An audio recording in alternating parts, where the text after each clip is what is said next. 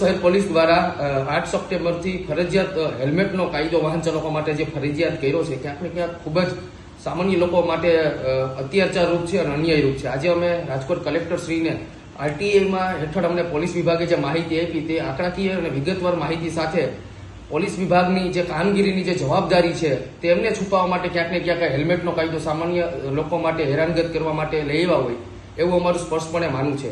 અમે પોલીસ તંત્ર દ્વારા અમારી ટીમના એક પ્રતાપભાઈ સોલંકી નામના સભ્યએ પોલીસ ડિપાર્ટમેન્ટ પાસેથી છેલ્લા 3 વર્ષની અંદર 2.5 વર્ષની અંદર 2023, 24 અને 2025ના જૂન સુધી રાજકોટ શહેરની વિસ્તારની અંદર કેટલા અકસ્માત નોંધાયેલા છે અને અકસ્માત પૈકી કેટલા લોકોના મોત થયા છે.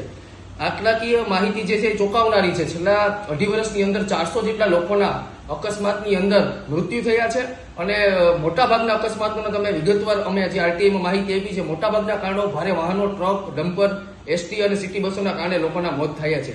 રાજકોટ શહેરની અંદર ભારે વાહનોની પ્રવેશબંધીનો પોલીસ કમિશનર સાહેબનો જાહેરનામું હોવા છતાં ખાનગી બસોના જે ટ્રાવેલર્સો છે તે 150 ફૂટ રિંગ રોડ અને મોટા મોટા સર્કલ ઉપર જ્યારે પોતાના પ્રાઇવેટ સ્ટેન્ડ હોય એ રીતના ટ્રાફિક કરતા દેખાઈ આવે છે. એ જ રીતના અમે 2023 અને 24ની અંદર સામાન્ય લોકો પાસેથી ફિઝિકલી રીતના કેટલો દંડની વસૂલાત કરી તે માહિતી માંગ્યા. તેમાંય ચોંકાવનારી હકીકત સામે આવી કે ટ્રાફિક પોલીસ દ્વારા 2023ની અંદર 10 કરોડ જેટલી રકમ સામાન્ય લોકો પાસેથી વસૂલાત કરવામાં આવી છે અને 2024ની અંદર 13 કરોડ 80 લાખ જેટલી દંડની રકમ પોલીસ દ્વારા વસૂલાત કરવામાં આવી છે.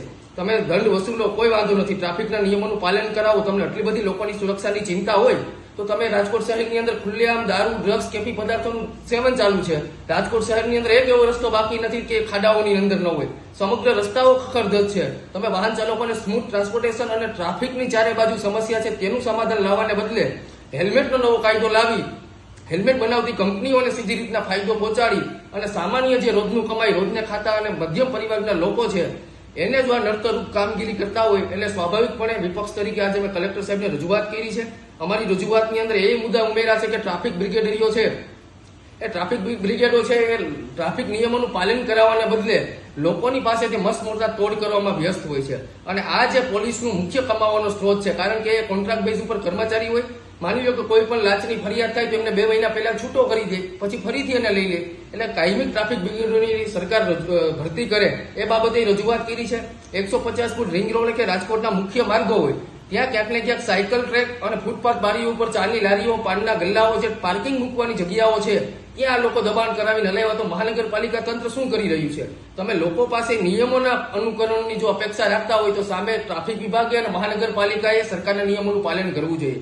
અમે આજે વિગતવાર રજૂઆત કરી છે કે હેલ્મેટનો કાયદો છે એ રાજકોટ શહેરની અંદર 20 થી 30 કિલોમીટર પ્રતિ કલાકથી વધુ બાઇક ચલાવી જ નથી શકાતું. તો શા માટે તમે હેલ્મેટનો કાયદો લાવ્યા છે? હમણાં 2 દિવસ પહેલા ગોંડલ ચોકડી પાસે એસટીમાં એક વાહન ચાલકનું મોત થયું. તેમાં એ વાહન ચાલકે હેલ્મેટ પહેર્યું હતું છતાંય એ ભારે વાહને અમને કચડી અને તેનું માથું ચૂંધી નાખ્યું હતું. એટલે સામાન્ય રીતના પ્રેક્ટિકલી રીતના જોઈએ તો આ કોઈ રીતના શક્ય જ નથી. વિજયભાઈ રૂપાણીની સરકાર 2019માં હતી ત્યારે ફરજિયાત હેલ્મેટનો કાયદો લાવ્યા હતા અને લોકોની અંદર વિરોધ અને ઉહાપો મચતા એમને અનૌપચારિક રીતના હેલ્મેટ મરજિયાત કરી દીધું હતું શહેરોમાં. હાઈવેની અંદર જરૂરિયાત છે અને તમે લોકોની એવી બધી સુરક્ષાની ચિંતા કરતા હોય તો રાજકોટની અંદર ચારે બાજુ કેફી પદાર્થો અને દારૂનું વેચાણ થઈ રહ્યું છે અને આ બધી સામાન્ય નિયમોનું પાલન એસી ચેમ્બરોમાંથી કરી શકાય. એકવાર પોલીસ કમિશનર સાહેબ અને ટ્રાફિક ડીસીપી છે એ સ્કૂટરની અંદર રાજકોટની ચક્કર લગાવી જોઈએ. જ્યાં જુઓ ત્યાં કલાકો અને મિનિટોનો ટ્રાફિક ચક્કાજામ છે. રોડની સ્થિતિ તમે જુઓ, માત્ર ને માત્ર લોકોને કનગડત સિવાય કોઈ ધંધો જ નથી. આ કદાપી નો ચલાવી લેવાય. વિપક્ષ તરીકે આજે અમે કલેક્ટરશ્રીને વિગતવાર રજૂઆત કરી છે. આવનારા સમયની અંદર અમે રચનાત્મક રીતના વિરોધો કરશું, લોકોની સાથ સહકાર લઈ અને જનજાગૃતિ અભિયાન કરીશું. અને આ કાયદો છે ફરજિયાત હેલ્મેટનો કાયદાના નામે તમને મસ્ત મોટા દંડોના ટાર્ગેટ પૂરા કરવા અને હેલ્મેટ કંપનીને ફાયદો પહોંચાડવાનું જે તમે જે કાવતરા ઘડી રહ્યા છે અમે કોઈ પણ રીતના નહીં ચલાવી લઈએ. રાજકોટની અંદર શહેરની અંદર હેલ્મેટ ફરજિયાતનો કાયદો જો અત્યારે તાત્કાલિક તમે સફાળું તંત્ર જાગ્યું હોય તો આ કદાપી નહીં ચલાવી લેવાય. અમે બંધ કરાવીને જ રહેવાના છે.